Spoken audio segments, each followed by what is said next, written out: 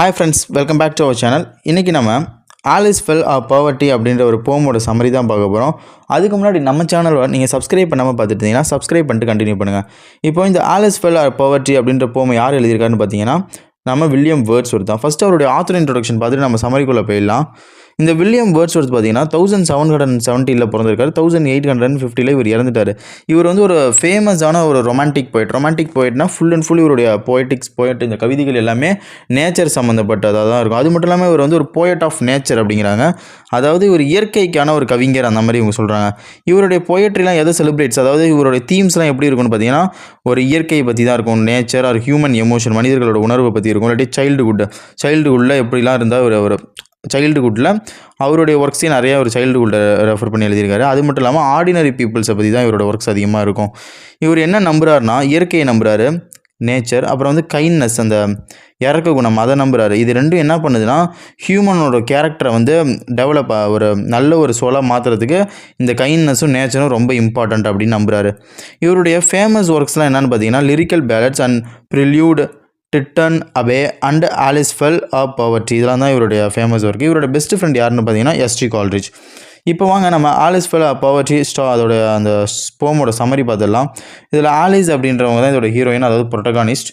இதில் என்ன பார்க்குறோன்னா நெரேட்டர் வந்து அவருடைய கேரியேஜ்னால் இந்த ஒரு குதிரை வண்டியில் போயிட்டுருக்காரு. ஒரு போஸ்ட் மேனுங்கிறாங்க. போஸ்ட் மேன்னா யாருன்னா அந்த குதிரை வண்டியோட டிரைவர், அது ஓட்டுறவர் தான் போஸ்ட் மேனுங்கிறாங்க. இவங்க ரெண்டு பேரும் அந்த குதிரை வண்டியில் போயிட்டே இருக்காங்க. போயிட்டு இருக்கும்போது அவங்களுக்கு வந்து என்னென்னா இந்த இடம் வந்து கொஞ்சம் டேஞ்சரஸாக இருக்குது பார்க்கும்போது. ஸோ வந்து அவங்க இருட்டுறதுக்கு, அதாவது அந்த ஸ்கை டார்க் ஆகிறதுக்குள்ளே அந்த இடத்த விட்டு போகணும். அதுதான் இப்போ அவங்களுடைய டார்கெட். ரொம்ப தூரம் ட்ராவல் பண்ணி போயிட்டே இருக்காங்க. அவங்க ஒரு மிஸ்டீரியஸான ஒரு சவுண்டு கேட்குது, யாரோ அழுகிற குரல் கேட்குது. இவங்க ரொம்ப தேடி பார்க்குறாங்க, அங்கே யாருமே இல்லை. இருந்தாலும் வண்டி நோக்கி போயிட்டே இருக்காங்க. ரொம்ப அந்த அழுகிற குரல் கேட்குது. இவர் என்ன பண்ணுறாருன்னா நரேட்டர் வந்து வண்டியை நிப்பாட்டி பார்க்குறாரு. அங்கே வந்து ஒரு பெண் வந்து அழுதுகிட்டு இருக்காங்க.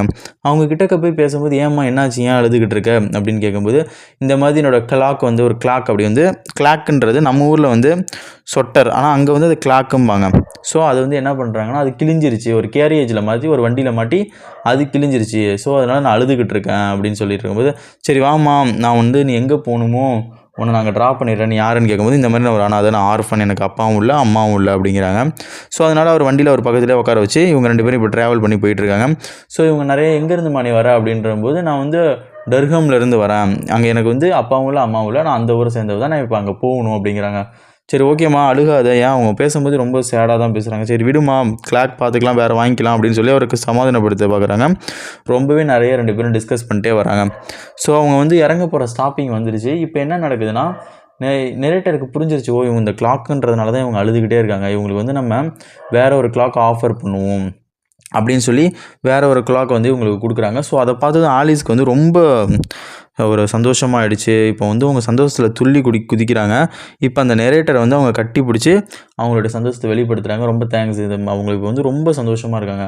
அவங்க அப்படியே ஒரு டான்ஸ் மூடில் அப்படியே ஒரு மாதிரி சூப்பராக அந்த கிளாக் கிடச்சதை அவங்க என்ஜாய் பண்ணுறாங்க.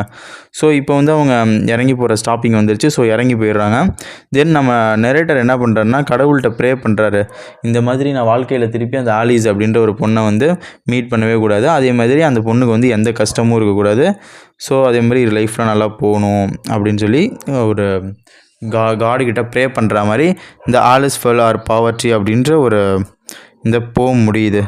இதோட தீம்லாம் என்னன்னு பார்த்தீங்கன்னா poverty, kindness, sympathy, compassion and humanity, அதாவது ஒரு ஏழ்மையில் இருக்கிற பொண்ணை பற்றி இவர் எப்படி இறக்கப்படுறாரு, சிம்பத்தி, கம்பேஷன், ஒரு இரக்கம், ஹியூமனிட்டி, மனிதநேயம், இதெல்லாம் தான் எப்படி அந்த பொண்ணு வந்து ஒரு துன்பத்தில் இருக்கும்போது கிளாக் கிழிஞ்சு போனதுனால அந்த பொண்ணு எப்படி சஃபர் ஆச்சு, அவருக்கு புதுசாக ஒரு கிளாக்காக கொடுத்ததும் அந்த பொண்ணு எப்படி ஹாப்பியானது, இதை வந்து ஒரு ஹியூமனிட்டி, மனிதநேயத்தை வந்து வெளிக்காட்டுது. இந்த கம்பேஷன், இரக்கம் வந்து ஒரு பொண்ணு ரோட்டில் என்னோட அழுதுகிட்டு இருக்குன்னு விட்டுட்டு போகாமல் வண்டியில் இடம் கொடுத்து வந்து இது வந்து அந்த இரக்கம் கம்பேஷனை காட்டுது.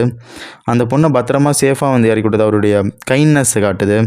தென் அந்த பொண்ணோட ஏழ்மை நிலை, அந்த பாவர்ட்டி, அதை காட்டுது. தென் அந்த நெரேட்டருக்கு வந்து ஆலிஸ் ஃபெல் மேலே இருக்கிற அந்த இரக்கம், அந்த சிம்பத்தியை காட்டுது. இதெல்லாம் தான் இந்த போமோட சம்மரி. உங்களுக்கு இதில் ஏதாவது டவுட் இருந்துச்சுன்னா நீங்கள் வந்து கமெண்ட் செக்ஷன் இருக்கலாம். இந்த மாதிரி வீடியோஸ்க்கு நம்ம சேனலை நீங்கள் சப்ஸ்கிரைப் பண்ணி தொடர்ந்து பார்க்கலாம். தென் உங்களுக்கு எந்த மாதிரி வீடியோஸ்லாம் வேணும்னாலும் நீங்கள் கமெண்ட் செக்ஷன் இருக்கலாம். ஓகே காய்ஸ், இதே மாதிரி நம்ம இன்னொரு வீடியோவில் பார்க்கலாம். Okay bye.